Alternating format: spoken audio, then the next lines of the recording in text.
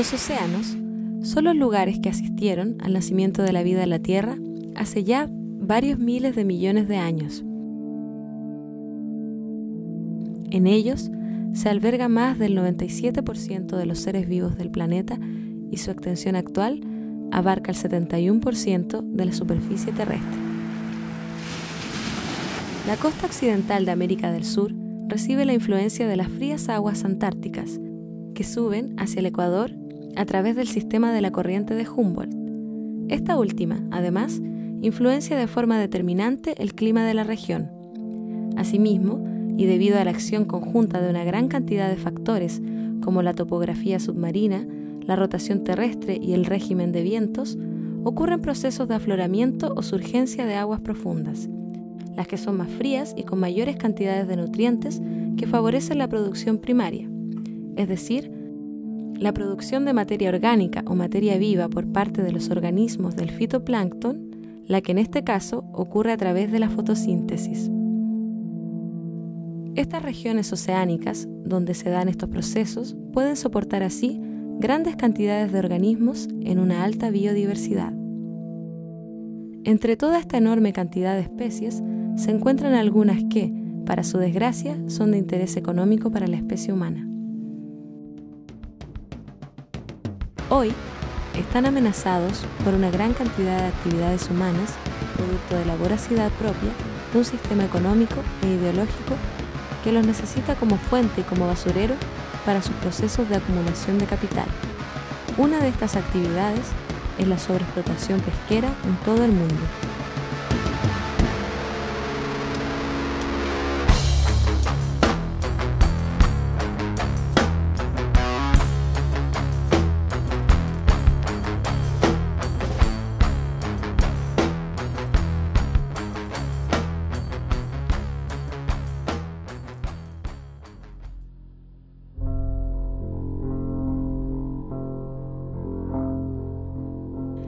Durante la mayor parte del tiempo en que como especie llevamos viviendo en este planeta y desde mucho antes de que las sociedades humanas se organizaran en clases sociales, hace aproximadamente 10.000 años, nuestra especie ya extraía del océano lo necesario para vivir, sin alterar de forma significativa los ecosistemas. Existe evidencia de que el Homo sapiens pesca en los mares desde hace aproximadamente 42.000 años. Sin embargo, en el brevísimo periodo de tiempo que abarca los últimos 60 años, hemos asistido a un evento sin precedentes en la historia de la vida en la Tierra.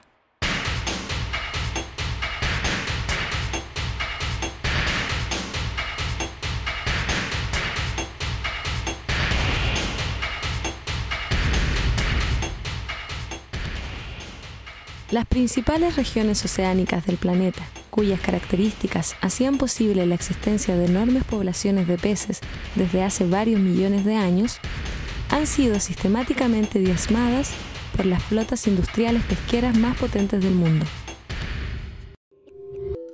Mientras tanto, la visión actual de la especie humana se basa fundamentalmente en la creencia de que las diferentes especies o ecosistemas de este planeta son simplemente recursos para alimentar el progreso de nuestra civilización. Y la lógica que presupone este progreso es, ni más ni menos, que el progreso de una sociedad dividida en clases sociales y totalmente subordinada a la vida de las mercancías. Con respecto a los océanos, nuestra suposición es que todo lo que extrajéramos de ellos podría ser infinito, así como también su capacidad para absorber todo lo que le arrojásemos. En el caso pesquero, los enormes volúmenes de capturas que caracterizaron toda la segunda mitad del siglo XX parecían confirmar esta suposición y al mismo tiempo servían para que toda una nueva camada de inversionistas y especuladores amasara fortunas de magnitudes faraónicas. Sin embargo, los desembarques mundiales de pesca marina alcanzaron el punto máximo de 90 millones de toneladas el año 1996 y desde entonces han comenzado a disminuir. De continuar la tasa actual de explotación, se espera que a mitad del siglo XXI todas las poblaciones de peces que se pescan hoy en día estén agotadas. De hecho, hoy, La mayor parte de las poblaciones de las especies más pescadas del mundo ya están plenamente explotadas. Las dos poblaciones principales de anchoveta, de colín de Alaska, de bacaladilla y arenque en el Atlántico y de jurel chileno en el Pacífico Sur, están plenamente explotadas. En todas partes se le está exigiendo al ecosistema, digamos, a las poblaciones más allá de lo que pueden dar. En Chile, prácticamente todos, creo que no hay ninguna especie que se salve de la sobreexplotación actualmente.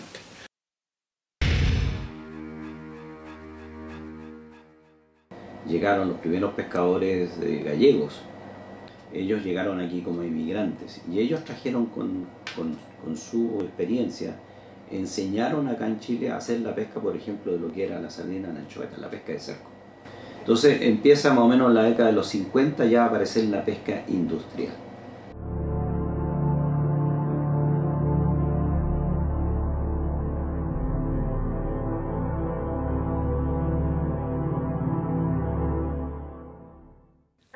La pesca de cerco consiste en cercar al pez haciendo un círculo alrededor del cardumen para luego capturarlo cerrando el fondo de la red. Especies como la sardina, la anchoveta y el jurel se pescan de este modo para convertirlos en harina de pescado en fábricas que además son altamente contaminantes. La industria de la harina de pescado, que es para lo cual se ocupaba esas capturas, se desarrolla principalmente en el norte de Chile y después es aquí en el centro. Entonces, como disminuyó la población de anchoveta, los barcos quedaron sin pesca y frente a esa alternativa de qué hacer con esos barcos, los industriales enviaron sus barcos al sur, a esta zona, porque se sabía que aquí había muchos peces. El jurel es un pez pelágico, es decir, que vive en la columna de agua, en alta mar. En aguas sudamericanas se lo encuentra desde Ecuador hasta el sur de Chile. El jurel es vital como fuente de alimentación para las otras especies predadoras más grandes. Sus poblaciones se localizan en amplias zonas de aguas abiertas, donde comen plancton y pequeños organismos.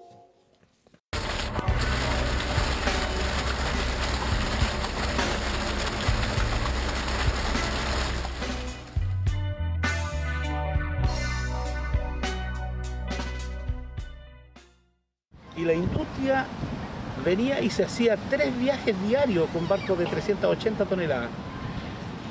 Se fueron dando cuenta que los barcos les quedaron medio chicos y empezaron a hacerse barcos de 650, 750. Les siguieron quedando chicos los barcos y empezaron a hacer barcos de 1000, 1200 toneladas. Hoy día creo, sin temor a equivocarme, hay barcos de 1800, 2500 toneladas. Hoy día tienen los barcos grandes, pero se ha desaparecido la especie. Es una tremenda cantidad.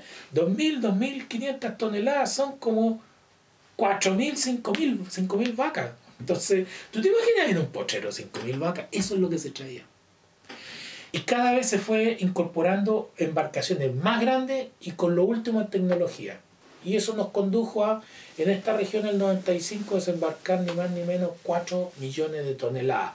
O sea, 16 millones de vacas que se van al matadero. 16 millones de vacas en un año, equivalente. Llegaron a desembarcar aquí 4,5 y algo millones de toneladas. Y hoy día la cuota total para todo el país entiendo que no superó los 300.000 toneladas. Los stocks de jurel han disminuido un 90% en los últimos 20 años en aguas del Océano Pacífico Sur.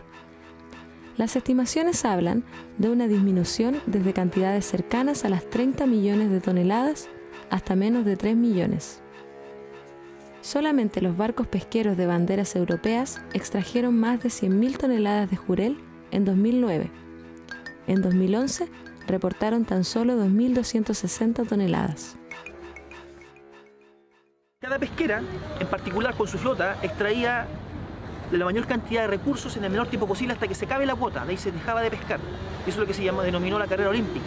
Si los barcos iban hasta 2 o 3 veces al día, hacían viajes de 2 o 3 horas, llenaban las 100, 250 toneladas por barco, volvían al puerto y volvían y iban y volvían. Eso era lo que se llamaba la carrera olímpica, o sea, vayan tantas veces como puedan. Porque Jurel desapareció en nuestras costas y salieron a buscarlo a más afuera, digamos, fuera de las 200 millas, que es nuestro mar jurisdiccional, Y se encontraron que había una tremenda biomasa de jureles fuera de las 200 millas, pero ahí estaba toda la flota internacional depredada, pescando sin ningún miramiento. Ahí era igual, carrera olímpica, sacar todo lo que fuera posible. Yo lo que había momentos determinados en que en alta mar, ¿cierto?, parecían verdaderas ciudades, porque la flota entera estaba esperando la entrada o la salida de los bichos, ¿cierto?, rompiendo el ciclo de vida. Si usted tiene la flota nacional y también hay una flota internacional depredando sobre ellos en forma continua, no hay población que pueda aguantar eso.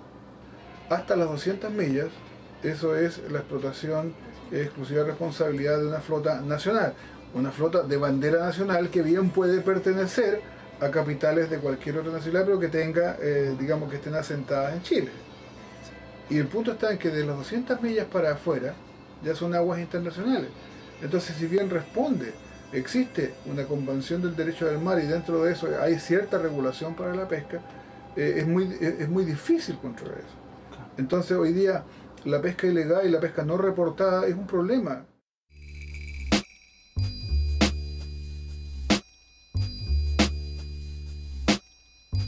En los últimos 10 años, la cantidad de jurel que se ha extraído en Chile alcanza las 15 millones de toneladas. Pero ¿cuántos son realmente 15 millones de toneladas? Cuesta imaginárselo. Si formáramos una fila de camiones como los que se usan para transportarlo hacia la fábrica, se necesitarían 3 millones de camiones. Si cada camión mide aproximadamente 10 metros, tenemos que una fila de estos alcanzaría 30.000 kilómetros, lo que es más de 7 veces el largo de Chile. No podemos predecir lo que va a pasar con el jurel, pero lo más probable es que no se recupere en 20, 30 años, más nadie sabe. Pero en el corto o mediano plazo, 5, 10 años, ninguna posibilidad de que el jurel se recupere como para llegar a niveles de desembarque de 2 millones de toneladas, por ejemplo. Ninguna.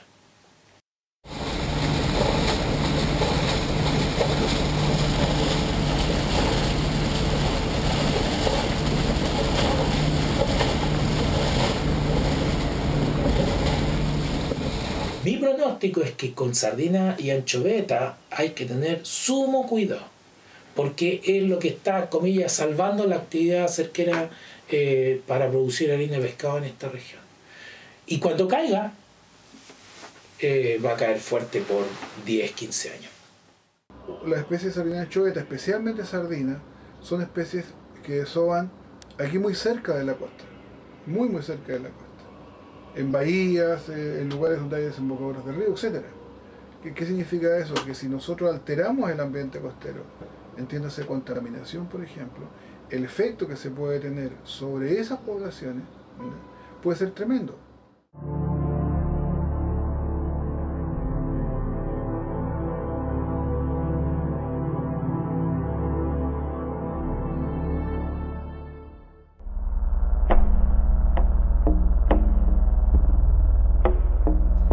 La pesca de arrastre consiste en el empleo de una red con pesos o lastres que barre el fondo del mar, capturando todo lo que encuentra a su paso, es decir, no solamente las especies que se busca capturar, sino también muchas otras, las que luego son desechadas y devueltas muertas al mar. Además, estas faenas dañan enormemente el suelo oceánico y muchas especies de corales, crinoideos y demás organismos bentónicos, es decir, que viven en el fondo de los mares, se ven afectados seriamente.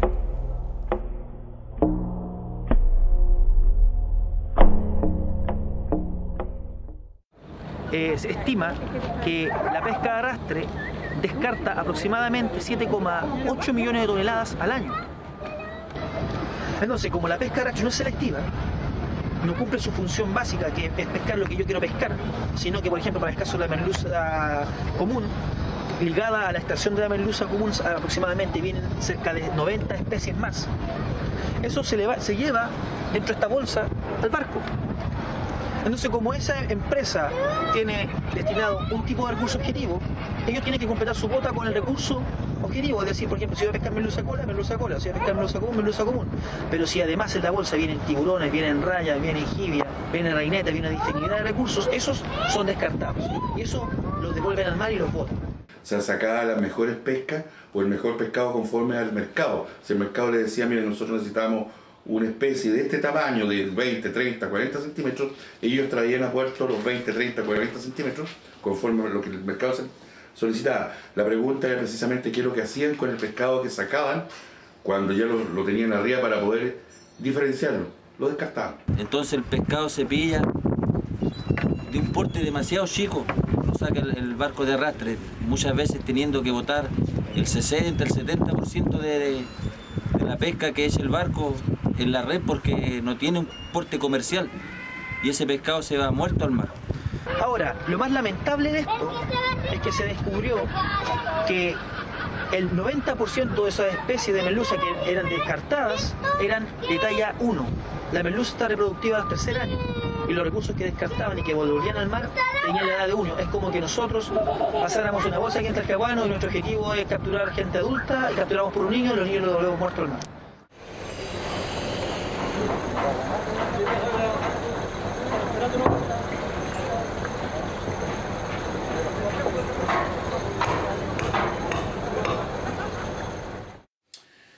Merluza está en una condición muy crítica, el nivel, el stock los adultos están casi ausentes, muy reducidos. La actividad no se recupera ni en 10 años en los niveles de desembarque que hay ahora de 45.000 toneladas. Y lo más grave es que la merluza tiene especies asociadas, más de 100 especies asociadas, congrio colorado, congrio negro, congrio dorado, peje gallo, toyo, lenguado, en fin, una enorme cantidad de especies que algunas de ellas eran capturadas por la pesca artesanal, pero esas especies no están, se acabaron junto con la merluza. Por ejemplo, en esta zona, hace 15 años atrás, en un bote así como el que estamos arriba ahora en este momento, bastaba ir con 5 espinelas a pescar merluza para pillarse 2.000 kilos de merluza. Ahora muchos de esos botes que acá se dedicaban a extraer la merluza hoy en día no tienen que hacer porque con 5 espineles no alcanzan a sacar ni 10 kilos de merluza. ¿Por qué? Por el impacto y el daño que han hecho los barcos rastreros aquí entre la isla Moya y la isla Santa María. La merluza, la industria con los arrastres se la echaron. Hoy día las cuotas que tenemos de merluza muchas veces sobran cuotas porque no tenemos el recurso. Y el recurso que tenemos es totalmente juvenil, que de repente llega hasta pena. Nosotros que siempre la consistencia que tenía, la textura que tenía la carne de la merluza, nosotros la comíamos, hoy día no nos dan de repente mucho deseo de comer merluza, porque todavía está aguachenta, todavía no tiene la fuerza de una merluza adulta, sino que lo estamos comiendo prácticamente los juveniles porque es lo único que hay.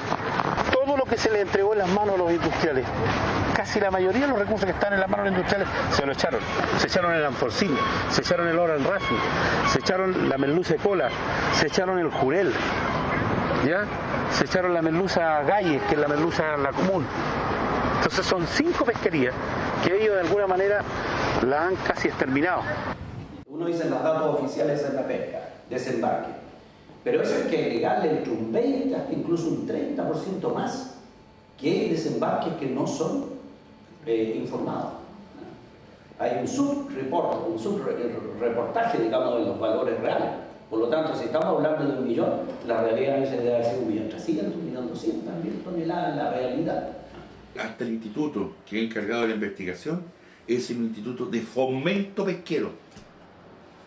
Y fomento, o sea, viéndolo desde el punto de vista, no es un instituto, digamos, de investigación, es un instituto de fomento, creado en los años 60, creo 70, 80, en la cual fue para fomentar la industria. La regulación pesquera que se está haciendo hacia nosotros, hacia los más pequeños. En esta caleta no existe un motor. Acá en esta caleta todavía se trabaja a remo y a vela. Los artes de pesca se confeccionan y se hacen acá en esta caleta. No son chinos ni japoneses, son mano de obra totalmente local. Y las autoridades regulan a nuestra caleta, regulan la pesca de nuestra caleta y no regulan la pesca de la gran industria pesquera, que es la que ha destruido los recursos del mar de estos últimos años. son unas verdaderas pirañas, porque nada de esto a ellos les importa. Lo que les importa es el dinero en el corto plazo.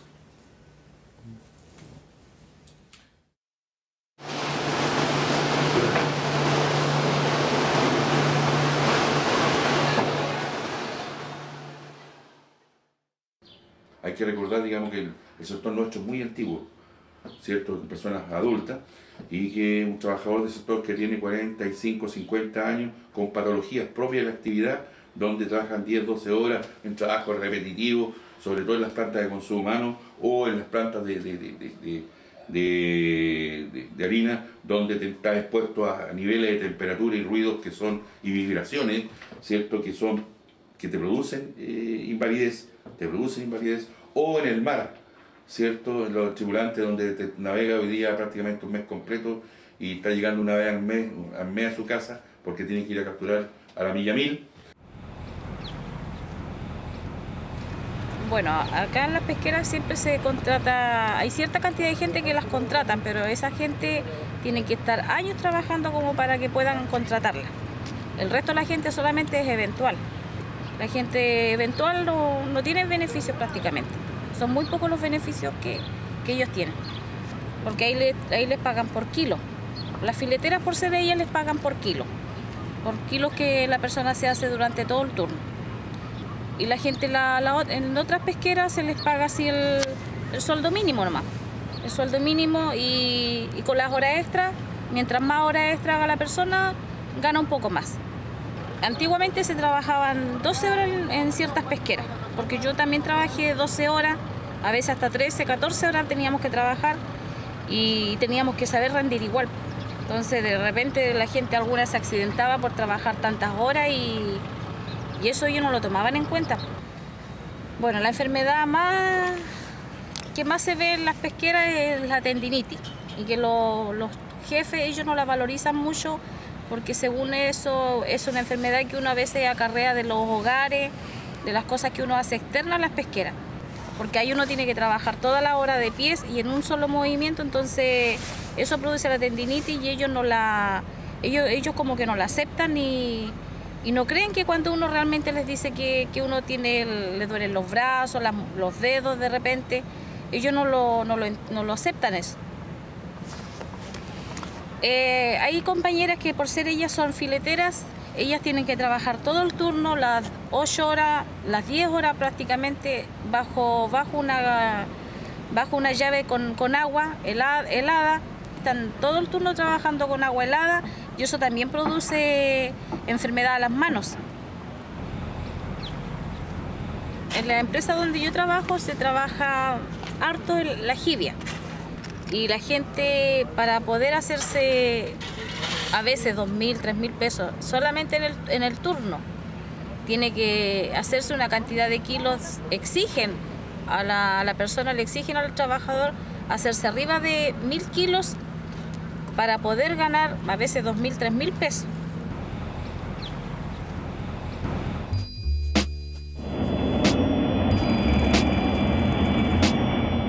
En el norte de Chile, en los años 60, distintos empresarios multiplicaban sus ganancias en el negocio de la harina de pescado. Uno de ellos, Anacleto Angelini, generó utilidades que le permitieron fundar diferentes empresas pesqueras, comprar Copec y Celulosa Arauco, convirtiéndolo en uno de los hombres más ricos de Chile. Según el Mercurio, Eduardo Frei Ruiz Tagle dijo de él: tuve el honor de conocerlo en los años 60 en una práctica de verano, siendo estudiante en la universidad. Él estaba iniciando las primeras plantas pesqueras en el norte y después pude seguir toda su trayectoria. Esta admiración podría explicar la red de protección que la clase política en general ha tendido en beneficio de él y de todo el empresariado pesquero.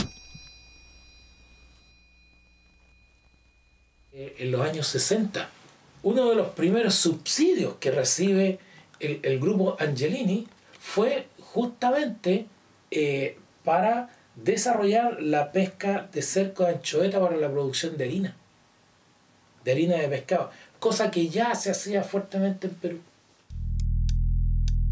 Hoy, quien lidera el negocio de Anacleto es su sobrino heredero, Roberto Angelini.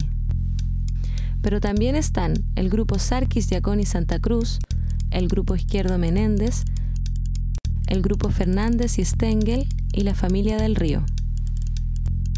Estos son los grupos económicos que han depredado el mar frente a las costas de Chile durante las últimas décadas. En 2001, durante el gobierno de Ricardo Lagos, se comienza a tramitar la Ley General de Pesca y Acuicultura con dos medidas principales de administración. Los límites máximos de captura por armador, cuyo objetivo es distribuir entre los industriales la cuota de captura de una determinada especie. Como se consideraba el registro de captura de los últimos años y la capacidad de las bodegas, las empresas más grandes se adjudicaron las mayores cuotas. Para el sector artesanal, mientras tanto, la medida de administración se denominó Régimen Artesanal de Extracción, o RAE. Este sistema le entrega el derecho legal de pesca solamente al dueño titular de la embarcación y además limita a todo el sector artesanal a pescar solamente hasta 5 millas de la costa. Esta ley, que entró en vigencia en 2002, se aprobó en medio de un escándalo nacional y tuvo el apodo de Ley Saldívar, debido a que estos hermanos, Andrés y Adolfo Saldívar, eran accionistas de la pesquera Perva de Angelini y participaron activamente en la aprobación de esta ley.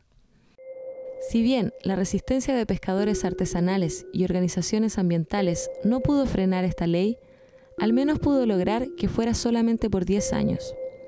Hoy, en 2012, la discusión vuelve a estar presente, pero la situación ya no es la misma. El jurel y otras especies casi han desaparecido del mar. La ley que se está aprobando ahora dejará a las mismas familias que han sobreexplotado el mar la facultad de poder seguir haciéndolo, pero ahora con permisos eternos y sujetos a cualquier tipo de negocio jurídico, como ha expresado el proyecto de ley.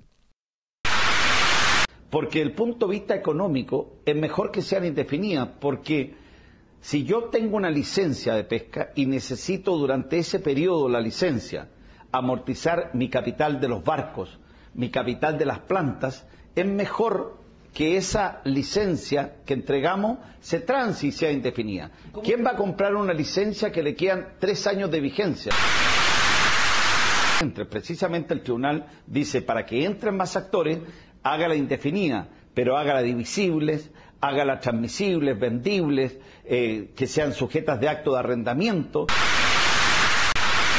Vamos a garantizar la sustentabilidad de los recursos, tenemos las pesquerías colapsadas y tenemos que llevarlas a lo que se llama internacionalmente el rendimiento máximo sostenible. Todas las pesquerías debiéramos tenerlas en lo que se llama rendimiento máximo sostenible.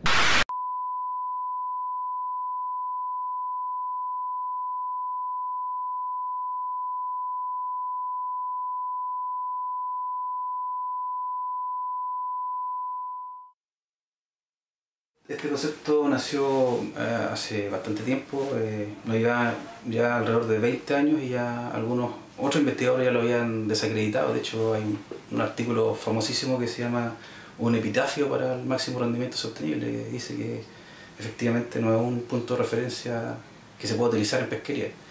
En primer lugar, no tenemos la capacidad de conocer con certidumbre el tamaño de las poblaciones marinas. Y por lo tanto deberíamos usar un enfoque precautorio y siempre tratar de explotar por debajo de lo que nosotros podríamos considerar máximo o a través del cálculo del máximo rendimiento sostenible. Además, este concepto no considera el hecho de que ninguna especie vive aislada en su ambiente, pues todo ser vivo depende de una infinidad de interacciones con otros para sobrevivir, ya sea a través de relaciones de predador-presa o a través de relaciones de competencia o asociatividad. Por otra parte, los ciclos de vida de muchos peces están influenciados enormemente por la variabilidad natural del océano y la atmósfera, procesos complejos de los cuales aún conocemos muy poco. Ejemplos de ellos son los denominados eventos del Niño y la Niña, así como también oscilaciones de periodos más largos que pueden llegar hasta varias décadas o más. En síntesis, extraer entonces el máximo rendimiento de una población ya sobreexplotada y pretender que eso sea sostenible en el tiempo es una evidente contradicción. Mientras tanto, los pescadores artesanales ven con preocupación cómo su actividad de vida va a desaparecer definitivamente o a transformarse en una mera atracción folclórica o turística. Es por esto que nuevamente los pescadores han salido a las calles a protestar.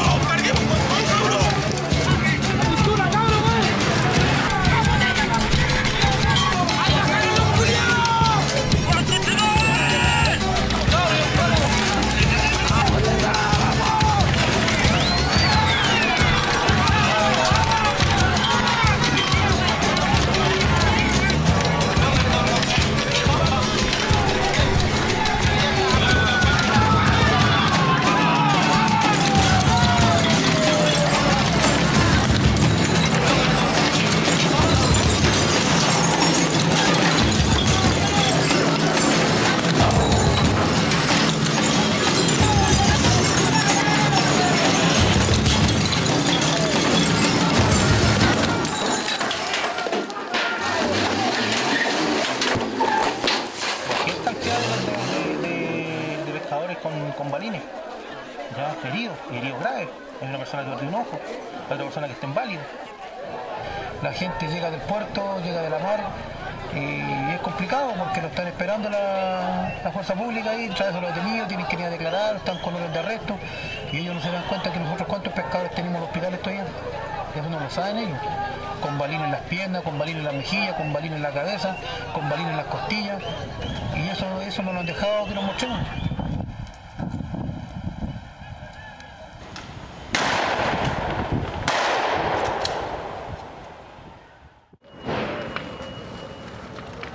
Yo creo que en 1 o 2 años más ya creo que ya nos estaríamos quedando sin fuente laboral y prácticamente entre Lota y Coronel la fuente laboral que a nosotros nos sustenta es la pesca.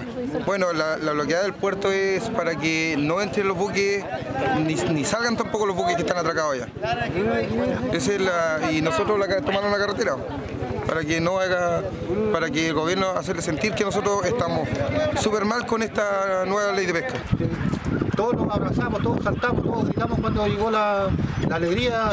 Si bien es cierto, recordamos unos años atrás, 16, 18 años atrás, cuando logramos sacar entre comillas, un gobierno democrático elegido por el pueblo, pero no legisló ni nunca resguardó a los chilenos. Siempre siguió resguardando ya sea Frey, Elwin, todos los presidentes que llegaron, y ahora tenemos otro gobierno en el cual un ministro hizo una nueva ley de pesca, pero vemos lo mismo de nuevo. Si nosotros nos ponemos atención, en el año 2002 se firma el Tratado de Libre Comercio con la Unión Europea. El mismo año se promulga en Chile la Ley Corta de Pesca. Es decir, previos a la firma del Tratado de Libre Comercio y la promulgación de la Ley Corta de Pesca, hubieron concordancia en los intereses entre los grandes capitalistas europeos, pesqueros, los capitalistas nacionales y los burocracias de los dos bloques. ¿Por qué? Porque en el año 1991 en Europa se firma un protocolo de pesca y acuicultura. ¿Y qué hizo? En general, en síntesis, lo que hace este protocolo es reducir los niveles de captura en aguas comunitarias, lo que hace que quede una enorme flota inactiva, una enorme flota tanto especialmente española inactiva, que hizo que se trasladara esa flota desde aguas de Europa, se trasladara a las costas de países subdesarrollados como Latinoamérica o África. Entonces, un tratado para esta flota inactiva, un tratado de libre comercio con un país como Chile, le es altamente atractivo. ¿Por qué? Porque Chile, junto con Perú, tiene uno de los 5 mares más productivos del mundo. Y en la Comunidad Europea no quedan recursos. Por eso si todo el mundo se dice, oye, ¿qué pelea si no hay pescado? ¿Cuál es la gran pelea? Tanta plata que está dando vueltas, haciendo lobby, yendo al Congreso, peleando con el gobierno, la prensa, etc. Si no hay pescado, ¿qué se están repartiendo? Es la cuota. Porque la cuota tiene tanto o más valor que la misma pesca.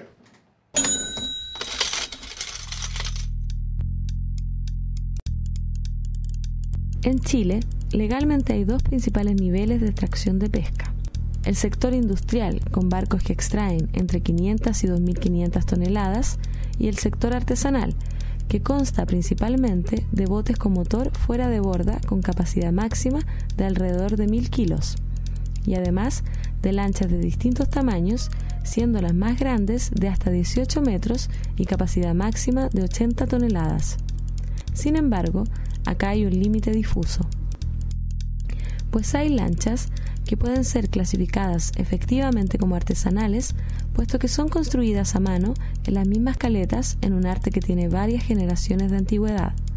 Algunas de estas lanchas a veces necesitan ser de gran tamaño, pues salen a capturar peces como albacora o bacalao en el mar exterior o muy lejos de la costa, o también porque deben viajar siguiendo especies migratorias, como por ejemplo la reineta. Sin embargo, hay lanchas que son clasificadas como artesanales, pero son construidas en astilleros industriales, son de metal y no de madera, y se les puede reconocer por una característica grúa que usan para hacer un cerco a peces como sardina y anchoveta. Además, le venden toda su pesca a la industria para que la convierta en harina de pescado. Acá hay una gran controversia, puesto que los artesanales más pequeños dicen que ellos son en realidad industriales disfrazados de artesanales. Y de hecho, en la pesca artesanal, lo que más hay son embarcaciones que cuesta cada embarcación de pesca artesanal, hoy día reconocida legalmente como pesca artesanal, una embarcación de esa vale fácil 150 millones de pesos. Por lo tanto, los que son dueños de una embarcación de esa naturaleza ya no son pescadores artesanales, son empresarios. Empezaron a aparecer los palos blancos, en la cual había un artesanal que estaba inscrito, otro que le faltaba por inscribirse, y ella se inscribía como artesanal, ¿cierto? Y la empresa llegaba a la industria pesquera y decía, mira, ¿sabes qué más? Yo te voy a financiarte una lancha, te voy a mandarte a hacer una lancha, pero tú inscribiste la lancha, tu nombre, ¿cierto? Y por lo tanto, pero tú me firmas un documento, ¿cierto? En la cual toda la pesca que captures, el barco va a ser mía. Me la va a vender a mí a este precio, porque más encima él le colocó el precio. La industria les pasó 200, 300, 400, 500 millones de pesos para que se comprara una embarcación y se insertara en nuestro sector con la condición de que le entreguen la pesca a ellos. Y ojo, estamos hablando de que esta gente está operando en el área de reserva artesanal, que son las 5 millas, y están pescando para la industria de reducción. Por ejemplo, ¿cuánto cuesta una embarcación metálica como las que se hacen acá en mi ciudad, en San Antonio? Y que la octava región está llena de esas embarcaciones. Ninguna de ellas cuesta menos de 400 millones de pesos.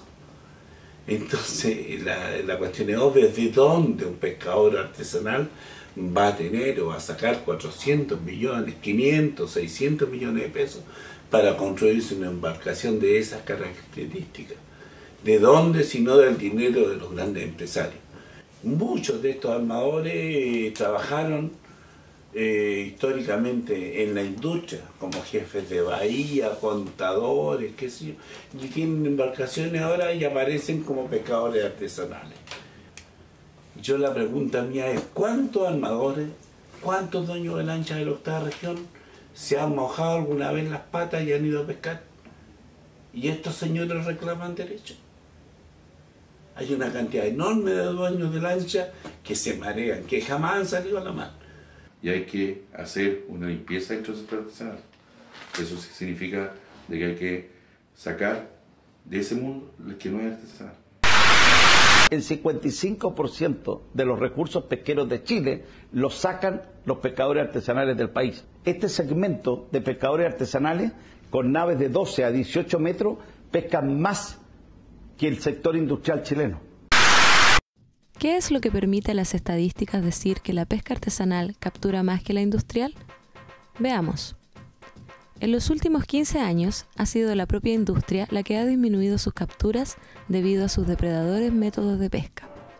Otro motivo es que la clase política año a año lograba aumentar las cuotas para los artesanales con fines electorales, sin tocar la gran cantidad de cuotas con las que se quedó la industria.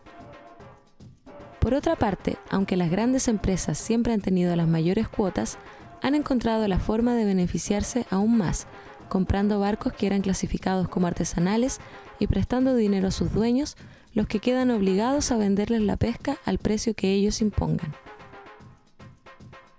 Esto es lo que permite a las estadísticas decir que la pesca artesanal captura más que la industrial. El discurso de la industria dice que nosotros somos socios con ellos. Yo quiero desmentir eso. Yo no soy socio con la industria. Nosotros tenemos un compromiso, un contrato que nosotros recibimos de ellos préstamos para poder equipar nuestras embarcaciones, porque el banco, nosotros como no tenemos un patrimonio igual como lo tiene la industria hoy día, ¿no es cierto? El banco no nos pasa la plata. Entonces ellos se encargan de pedirle al banco y de prestarnos a nosotros la plata. Primero, ellos usureramente se ganan un tremendo interés por las platas que nos pasan, que aparte del interés que cobra el banco, ellos le aplican un interés encima, porque eso es su ganancia. Aparte de que ellos pagan el interés de ese banco, ellos quedan con una ganancia en el bolsillo por prestarnos los dineros. Segundo, ellos se quedan con la materia prima para poder procesarla y entonces ganan por los dos lados.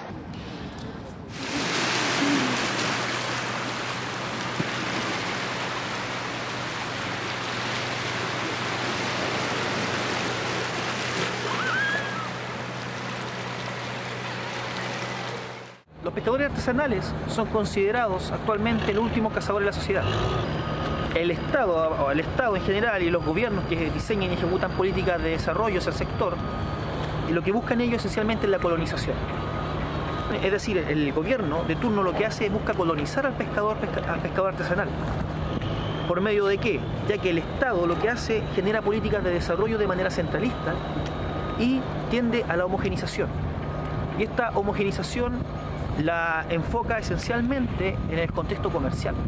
Quiere hacer que los pescadores artesanales, sus relaciones recurrentes se basen en el contexto de la comercialización.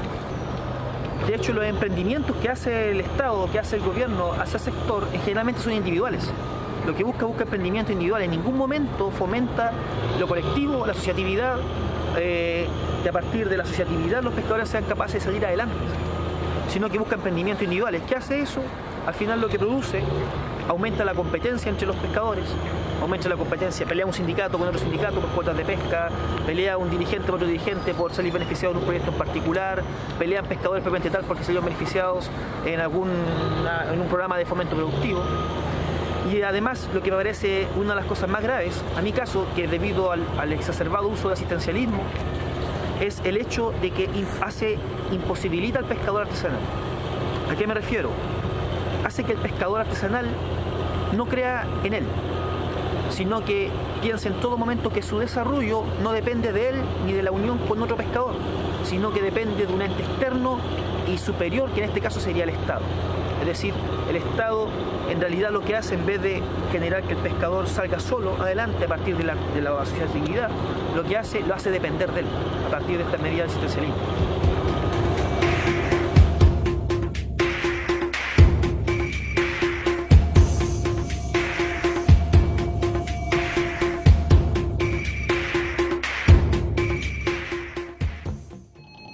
Mis amigos, cuerpo civil, mis damas y caballeros, buenos días, bienvenidos a este año, mi nombre es Leonardo Gómezón, yo voy a hacer su vida de turismo durante este viaje.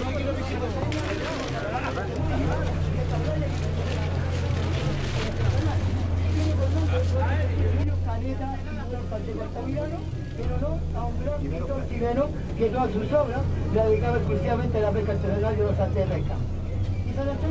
El motivo de mi llegada aquí a la oportunidad que me dieron aquí a los Discobres, Turismo Discobres, fue porque en la pesca ya no se puede vivir en la pesca, ¿entiendes? Ya no es remunerable para uno, no es como antes, no era como antes. La pesca artesanal está muy difícil,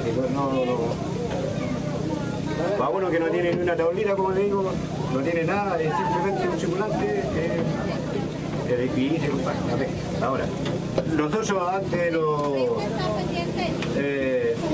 repartíamos, se trabajaba al 50%, 50 para el circulante y 50 se lleva al armador. Entonces, ahora no, pues. Ahora le sacan el 70%, el 80% le sacan, así que varió mucho la repartición, le queda poco al pescador común, al que no tiene nada, al que hace la pega, compadre, al que hace la pega, ese es el que está crítico. Y ese es el problema. Esa es la diferencia que tiene. Porque donde tú vayas, a Perú, a Brasil, a Estados Unidos, a África, los pescadores artesanales tienen la misma forma de distribuirse el producto de la pesca. Y eso se llama sociedad a la parte. Porque entre los pescadores nos reconocemos el derecho a pescar, el derecho colectivo. No es un derecho individual, es del colectivo. Por lo tanto, todos los que vamos a pescar ganamos lo mismo. No existe un dueño de los derechos de pesca. Uno, son todos los que tienen el derecho de pesca. Los límites máximos de captura o RAE aplicado al sector pesquero artesanal implica que el Estado le entrega derechos solamente al dueño de la embarcación, al armador, y no le entrega derechos al pescador que anda arriba de la embarcación. Creemos que esto es una estupidez y fue generar en algunos casos la lucha de clases dentro de embarcaciones de 6 y 7 metros, porque existe un patrón y ese tiene el derecho de pesca y los demás que van arriba o el otro que va arriba con él a pescar pasa a ser empleado. Eso nunca había existido en la pesca artesanal.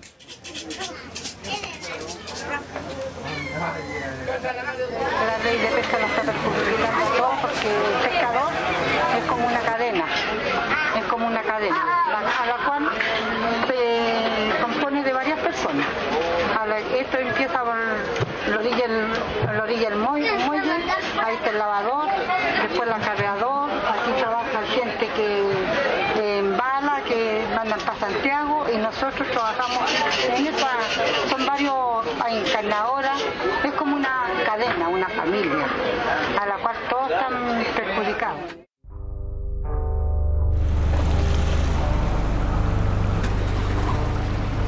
Desde mucho antes de la invasión europea en el siglo XVI, los pueblos que habitaban el continente americano ya dependían del mar para subsistir. En el territorio que hoy comprende Chile, muchos pueblos como los Changos, Cahuéscar y Yaganes basaban su alimentación y sus ciclos de vida en torno al océano. Para el pueblo mapuche en la zona centro-sur, el mar también era muy importante. No por nada, la región costera del Wallmapu, denominada Lafken Mapu, era una de las más pobladas al momento de la llegada de los españoles y el inicio de la Guerra de Arauco. Nosotros no solamente somos agricultores y criamos ganado, también vivimos de la pesca, vivimos de la recolección, de la extracción de marisco y de la recolección de algas. Entonces toda la vida hemos estado relacionados con el mar, hacemos nuestras rogatías al mar, hacemos todo, como las queches, nos relacionamos todo al mar. Y hoy día, como se está haciendo la nueva ley de pesca, estamos quedando totalmente fuera de todos los temas relacionados con el mar. Porque la ley dice bien claro que nosotros podemos solicitar de espacio hasta 12 millas. Pero también hay otra ley que es la que te fiscaliza, que es Serna Pesca, la cual tienes que estar inscrito en los recursos, y los recursos están todos cerrados hoy día. Entonces, ¿qué hace? Entonces para nosotros el mar es como la Ñuque Mapu, la Ñuque Lafken. Así la vimos, que por lo menos siempre hemos sobrevivido del mar. Entonces estamos desde Palena, hay gente de Tirúa, hay gente de Carahue, hay gente de San Juan de la Costa. La identidad lafkense somos toda la gente que vivimos en la costa, los mapuches que vivimos en la costa.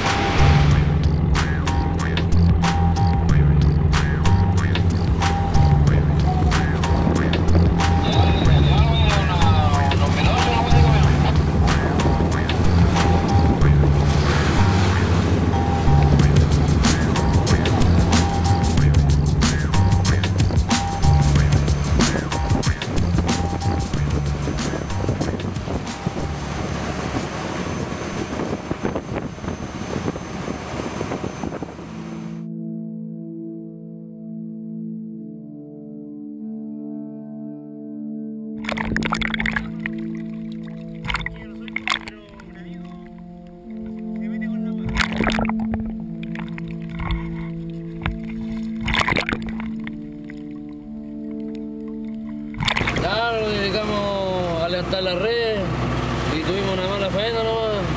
Y con lo que pescamos no nos alcanza para pagar el zarpe.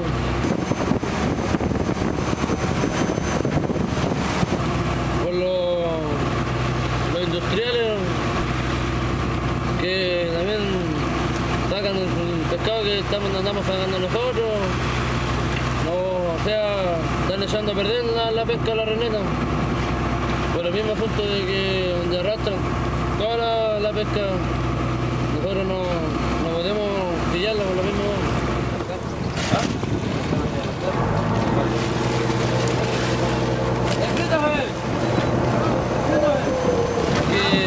Así es la vida del pescado, ¿no? A veces ganamos y a veces perdemos. ¿Y qué quieran hacerle?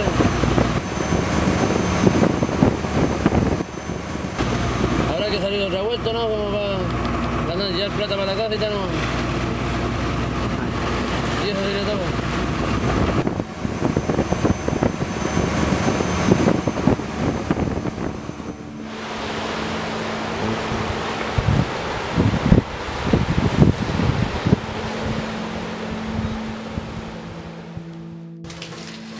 Nosotros tenemos que, cuando llegan las cajas, colocar en la carnada en el anzuelo y después lo llevan a la mar para poder calarlo y poder trabajar, para sacar la reina. Casi todas mujeres las que encarnamos los materiales. Y si el varón nos sale a buscar esta especie, obviamente nosotros no tendríamos este trabajo. Y como les decía, solamente hay dos trabajos para las mujeres acá, que son los proempleos que están funcionando, y también esto, al ser esto ya, digamos, nos afectaría mucho porque esto se eliminaría. Entonces, nosotros aquí quedarían muchas familias, las 3/4 partes del Evo, quedarían prácticamente sin comerse un pedazo de pan, sin niños tener sustento, digamos, estudios, sin tener alimentación y sin tener alguna cosita extra que la mamá o el papá le pueda dar a su pequeño. Hoy día, si bien es cierto, tú no quieres ir a pescar tan mar abierto, pero es tan poco el recurso que queda que tienes que hacerlo. O sea, obligadamente tienes que hacerlo, arriesgar tu vida junto con tus compañeros. Mira, si bien es cierto, a nosotros los pescadores artesanales los restringen en todo el ámbito de las leyes, regionalizados, sectorizados, pero no así el industrial, pues el industrial puede pescar libremente a través de todo el litoral. No hay una ley en contra del industrial, lo vemos nosotros. Lo vemos en las grandes capturas que hacen cuando tú viajas para el sur a otros recursos, cuando escasea aquí en Leu, tú ves un barco que es de Valparaíso capturando en la 10ª región, 11ª región. Yo le digo a mi nieta, yo le digo que futuro no va a tener en la pesca. La pesca ya para él está muriendo. Porque yo cuando joven, a la edad de él, había pescado. Sacábamos bastante pescado. Y a esta altura, si no sacamos nada, entonces, ¿qué esperan ellos más tarde? La nueva generación está saliendo toda. Hay muchos gendarmes, carabineros, marinos. Están saliendo ya a buscar nuevos caminos afuera. Tenía que saber cantidad para ganar plata. Tenía que saber cantidad, más gasto, más días en la mar. Fui pescador, compadre, y eso no me gustó. Siempre me gustó, siempre me gusta. ¿A quién le pregunte usted si añora al que está aquí? Le va a decir lo mío. De repente cuando las lanchas salen al vapor a uno los queda mirando hasta que se pierde. Así es. Todo cambia. Todo cambia, muchachos. Pero así es la cuestión.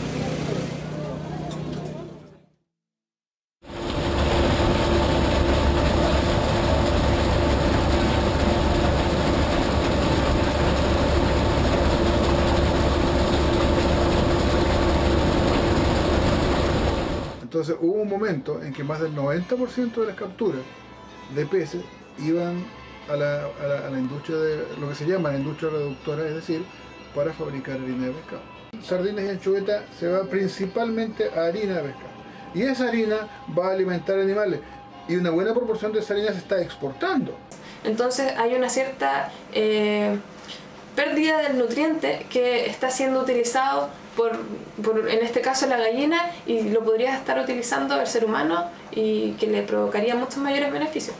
Un alimento con un alto aporte nutritivo en cuanto a proteínas y ácidos grasos, y prácticamente se echa a la basura para el consumo de animales a nivel industrial, siendo que se pierden todos esos nutrientes que la población necesita y que está carente de ellos.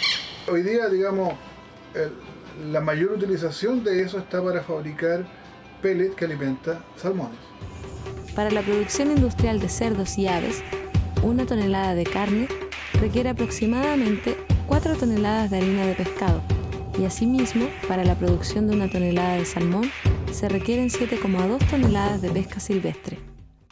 La principal limitante para el desarrollo de cultivos intensivos como el salmón es la disponibilidad de harina de pescado. Por lo tanto, la actividad de cultivo no va a reemplazar nunca los altos niveles de desembarque y de pesca silvestre. La tendencia simplemente va a ser que va a haber cultivo entonces de especies caras, muy caras. Y entre más caras, ahí se va a destinar el cultivo, porque en definitiva los cultivos son un negocio privado. Es cierto, la merluza hace unas décadas iba completa a consumo humano directo en las caletas, en los puertos. Pero resulta ser que hay una producción cada vez mayor de esa merluza cuando era de tamaño adecuado, que se exportaba y se sigue exportando. Hay muchas especies que se capturan solo para exportación. Por ejemplo, usted puede encontrar en un supermercado nacional bacalao a profundidad. Lo más probable que no. La dieta chilena está compuesta mayormente, es una dieta que tú encuentras con altas cantidades de grasa saturada, un alto consumo de azúcares simples, un bajo consumo de frutas y verduras, y asimismo un bajo consumo de fibra.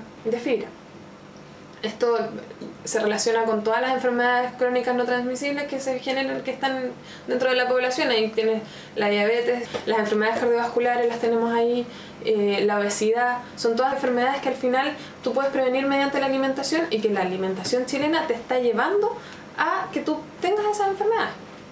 Y que hoy en día es la principal causa de muerte, incluso en la región del Biobío, 27% de las muertes son por enfermedades cardiovasculares. En el país yo creo que hay un consumo que no supera más allá como de una vez al mes, una vez cada 15 días. Lo que se recomienda, ¿cierto?, el consumo de 2 veces por semana del pescado. Ahora un compañero trae un congrio, de repente le toca pillar un buen congrio, lo trae para la casa y alguien le ofrece 5.000 pesos por ese pescado y el compañero lo vende.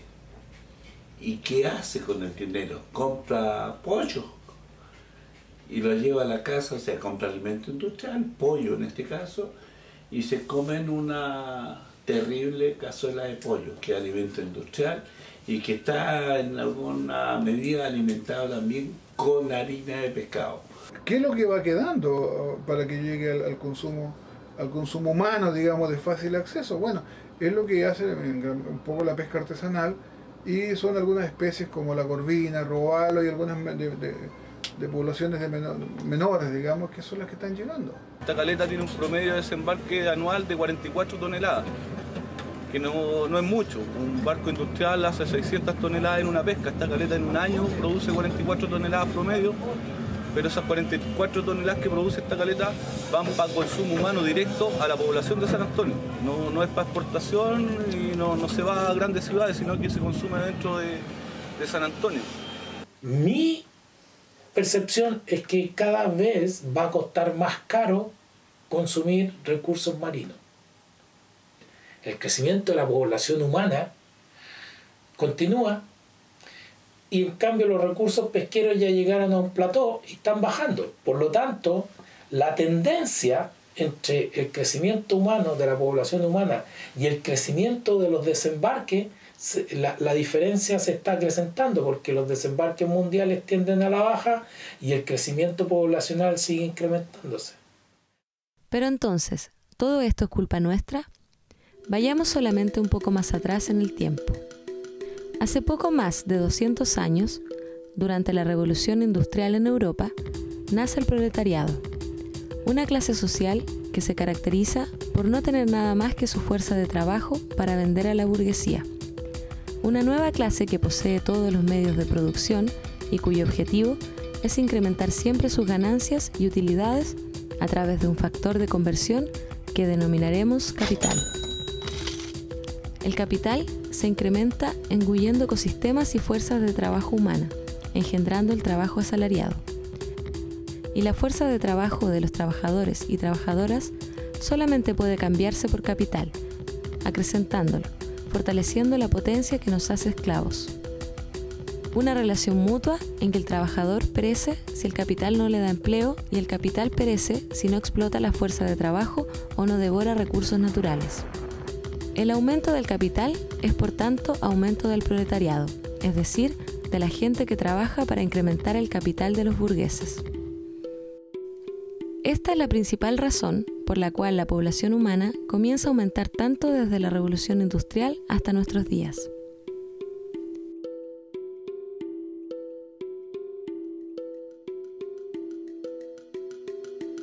Desde luego que también son factores importantes el aumento del interés de esta nueva sociedad para mantener con vida durante más tiempo a los trabajadores y trabajadoras para que continúen con su actividad productora de capital, como por ejemplo la alimentación y medicina modernas, la migración campo-ciudad y los diferentes controles ideológicos que impiden abortar a las mujeres pobres. Pero la piedra de tope para este aumento explosivo es la disponibilidad de espacio y alimentos. De hecho, el más difundido mito acerca de la necesidad de aumentar la producción de alimentos a nivel mundial y de paso hacer negocios con aquello es el combate contra el hambre. Pues efectivamente hoy existen más de 1.000 millones de personas en grave estado de desnutrición y casi 2.000 millones con carencias alimenticias graves. Sin embargo, la producción mundial de alimentos se ha incrementado en un 168% en los últimos 40 años, y desde finales de los años 80, esta producción superaba ya con creces las necesidades alimenticias mundiales. ¿Podría acaso haber otra contradicción más brutal que refleje la desigualdad estructural del sistema económico capitalista? Pues hoy se producen alimentos de sobra, mientras casi la mitad de la humanidad está en estado de subalimentación. Si hay 1.000 millones que se mueren de hambrientos, también hay 1.000 millones que se mueren a causa de la obesidad. Y son cerca de 1.000 millones también las toneladas de alimentos que se desperdician anualmente en el mundo. Nuestra realidad no dista mucho de aquello. Más allá de las propuestas personales o colectivas acerca de cómo manejar nuestra alimentación de forma crítica, las necesidades alimenticias de la población chilena, que podrían ser satisfechas a través de una dieta basada en una amplia gama de especies comestibles de gran valor nutritivo provenientes del océano y extraídas de forma racional, son satisfechas ahora por productos de dudoso origen y pobre calidad nutritiva, que en su mayor parte están asociados a las grandes cadenas de supermercados. Productos transgénicos cuyas consecuencias en la salud son desconocidas, frutas y verduras con altas cantidades de herbicidas y pesticidas, o carne importada desde otras regiones de la esquilmada América del Sur, llegan a nuestras mesas al tiempo que los dueños de estas y otras industrias hacen brindis. ¿Podría acaso haber otra contradicción más brutal que refleje la desigualdad estructural del sistema económico capitalista?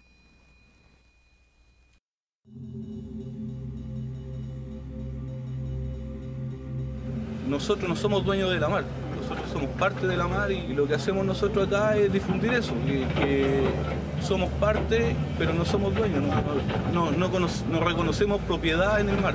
Cuando el pescador artesanal se va a levantar a defender su demanda, a defender su mar, si esa es la idea, defenderlo. Si bien es cierto, yo soy pescador hoy día, pero yo quiero que mi hijo y mi nieto quieran ser pescador. No por quererlo, sino que me gustaría que ellos también conozcan el pescado como yo lo tuve. Y se sirvan un pescado igual como yo me lo serví. Pero el Estado yo creo que así como está y la nueva ley de pesca más bien lo va a hacer, no creo que lo permita. El resguardo costero para la pesca artesanal debería ser de unas 30 millas para que el recurso se pudiera mantener por lo menos de aquí a unos 100 años más y nuestros hijos, nuestros nietos pudieran tener el recurso para mantenerse. Pero así como va la depredación en este momento y ahora con la nueva ley que se nos viene, pucha, con suerte vamos a tener recursos para unos 3, 4 años más. Porque el tema acá es preservación, no pescar más, sino que pescar mejor. No pescar para enriquecerse, sino que pescar para vivir. Que este problema de la pesca no es un problema mío, no es un problema de los pescadores artesanales, sino que es un problema del país. Estamos hablando de alimentación, por lo tanto todos tienen que ser responsables de defender este patrimonio, de defender el derecho a alimentarnos, de defendernos de la ambición de los grandes empresarios. La alimentación de la que nos puede proveer el mar podría ser un motor vital en el desarrollo de nuestra calidad de vida, y eso es motivo suficiente para recuperarlo. Lo que implica decidir cómo y cuánto se pesca, decisiones que hoy están en poder de unos pocos.